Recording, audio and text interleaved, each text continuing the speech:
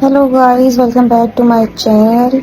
So if you have ever made a decision, one single decision that you cannot undo, that you carry with you every day, that changes the way you see yourself forever, this story is for you. This is a confession, a real one. Let's get into it. I am 24-year old. I have a good life, good job, good people around me, nothing that looks broken from the outside. 15 years ago, when I was 19, I did something. Not illegal, not something anyone could arrest me for, but something I have never told anyone living person. Not my parents, not my closest friend, not the therapist I saw for 2 years. Nobody knows, and the weight of nobody knowing is the thing that has stayed with me the longest. This is the first time I am saying it out loud. Even like this, even enormously, my hands are shaking while I type. I need to start by telling you about my best friend because without understanding who he was, you cannot understand what I did. His name was Marcus.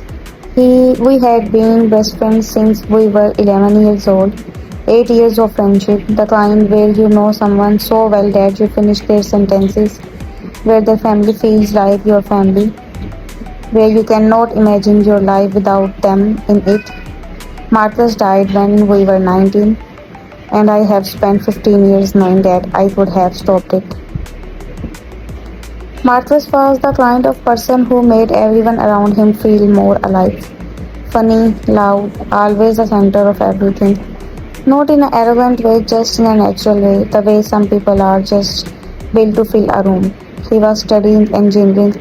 He wanted to build bridges, actual bridges. He used to say, not the metaphorical kind, because he thought metaphorical bridges were for people who could not do the math. We had been friends for 8 years since we were 11, sitting next to each other in a classroom, both of us equally uninterested in what teacher was saying. In the year before he died, Marcus had been struggling. Not visibly, he was still Marcus on the outside, still loud and funny and filling every room. But I knew him, anyone better than anyone. And I could see underneath all of it that something was wrong. 3 weeks before he died, Marcus told me something. We were sitting in his car outside my apartment building at 2 a.m., the way we used to do sometime when neither of us wanted to go inside yet. He told me he was not okay, not in a casual way, in a real way, a careful way, the way someone speaks when they have been trying to find the word for a long time. He told me he had been thinking about not being here anymore, and I said the wrong thing. I want to be precise about this because imprecision feels like another way of avoiding it. He told me he had been thinking about not being here anymore, and I said, I remembered this exactly. I have remembered it exactly for 15 years. I said, you always overthink everything. You will feel better in a few days. That was it. That was my response. I did not ask him what he meant. I did not ask how long he had been feeling this way. I did not take out my phone and call someone or suggest he talk to someone or sat with him in that car for another hour while he said more. I said he always overthink everything.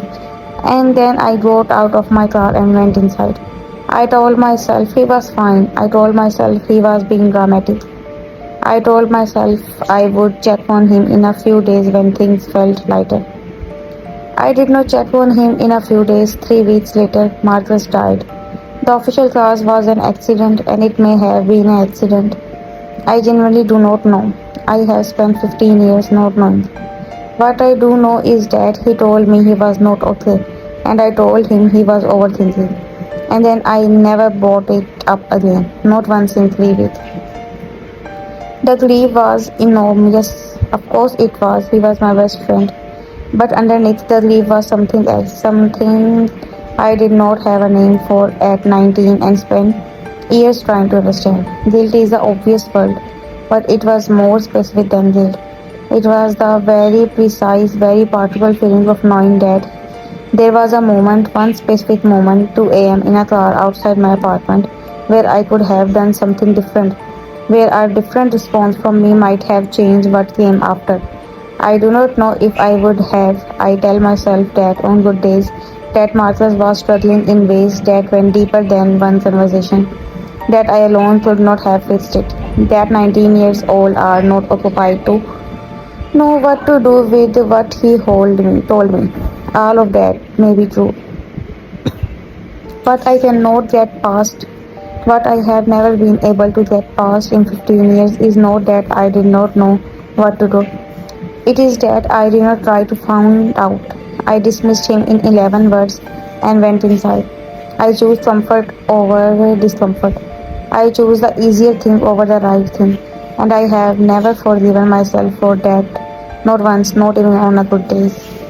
I finished university, I got a job, I built a life. On the outside, everything looked normal.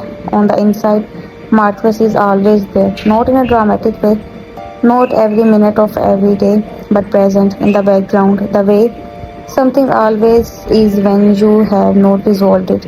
I see his face sometime when I look at photographs from that time. I cannot look at those photographs for very long.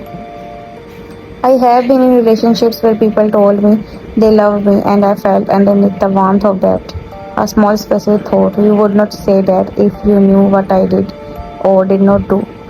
I saw therapist for 2 years in my mind 20s. I talked about Marcus, I talked about his death, I talked about the grief. I never told her about the car, about 2 a.m., about 11 words. About 4 years ago, I ran into Martha's mother at a supermarket. I had not seen her since the funeral. She recognized me immediately and helped me for a long time, and she said, "He loved you so much. You were his favorite person."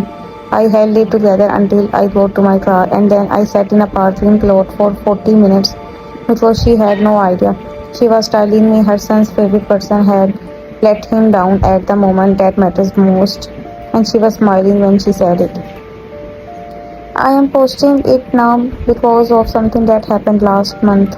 A colleague of mine, someone I do not know very well, someone I eat lunch near occasionally, said something to me in passing that stopped me completely. She said she was having a hard time lately, said it casually, the way people do, not expecting much back. The way Martha said it was 2 a.m. and I had dismissed him. I stopped walking. I turned around. I asked her if she wanted to get a coffee and talk about it. We sat for an hour. She talked. I listened. And at the end, she said she felt better just having said it out loud to someone who actually stopped to hear it. She had no idea why I stopped. She had no idea what it cost me not to stop 15 years ago. I drove home that evening thinking about Marcus, thinking about 2 a.m., thinking about 11 words, and I thought for the first time in 15 years something that felt slightly different from the guilt I usually carry. I thought maybe this is what I do with it. Maybe I cannot fix what I cannot do for Marcus. But maybe I can do it for the next person who says they are not okay. And the one after that. And the one after that. It does not erase anything, but it is something. I have never told anyone this story. I do not know if posting it anonymously counts as telling it. Maybe it does not. Maybe real telling requires a real name, a real face, a real conversation with someone who knows who you are. Maybe I will get there, I do not know, but I know is that Marcus was 19 years old and he trusted me enough to say the most difficult thing a person can say. And I let him down in the most ordinary, everyday way. Not with cruelty, not with intention, but with carelessness, with the assumption that there would be more time. There was no more time. If you take nothing else from this, please take this. When someone tells you that they are not okay, stop. Even if it is inconvenient, even if it is 2 a.m., even if you do not know what to say, stop and stay. That's all. Just stop and stay.